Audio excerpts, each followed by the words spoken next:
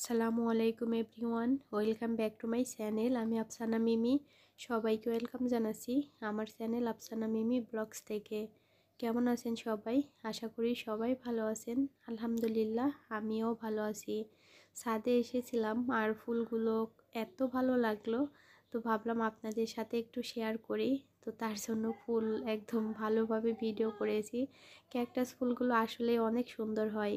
আর আজকে আমার আম্মু আসবে, কারণ আমার সঙ্গে এসেছিল আম্মু সোমবারে, আপনাদের ভাইয়া যেদিন অ্যাক্সিডেন্ট করে। তো বিকেলের দিকে আবার আম্মু বাড়ি চলে গিয়েছিল, আজকে আবার দেখতে আসতে।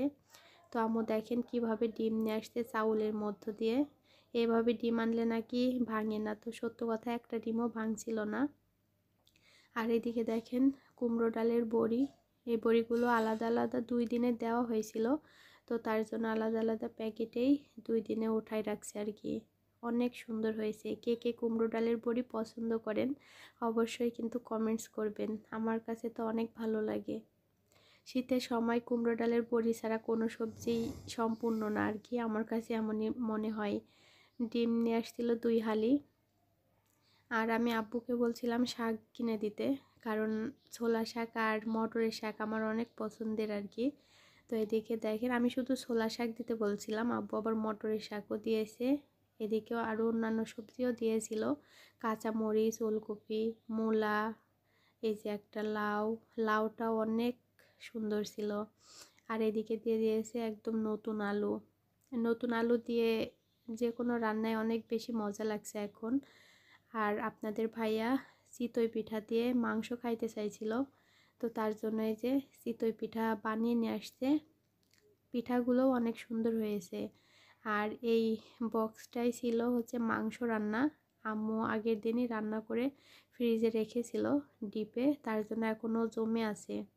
এটা যখন একটু নর্মাল হবে, এই যে দেখেন আমি ঢাকনাটা খুলেছি, তো এখনও নর্মাল হয়নি। একটু যখন নর্মাল হয়ে আসবে, ঠান্ডাটা কম হবে, তখন আমি ভালোভাবে গরম করে নিব।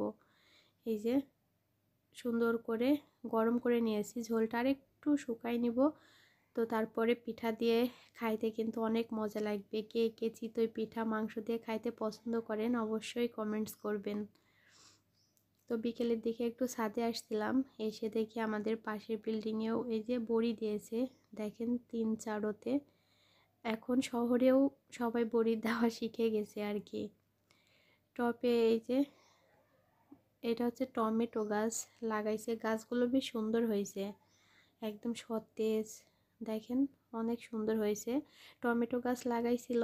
আর এইদিকে হচ্ছে বেগুন গাছ, তবে বেগুন গাছগুলো খুব একটা ভালো হয়নি, হয়তো কিছুদিন পরে সুন্দর হবে, তবে টমেটো গাছগুলো বেশি সুন্দর হয়েছে। আজকের ভিডিওটি আপনাদের কাছে কেমন লাগলো অবশ্যই কমেন্টস করবেন, আশা করি ভালো লাগবে। আল্লাহ হাফেজ।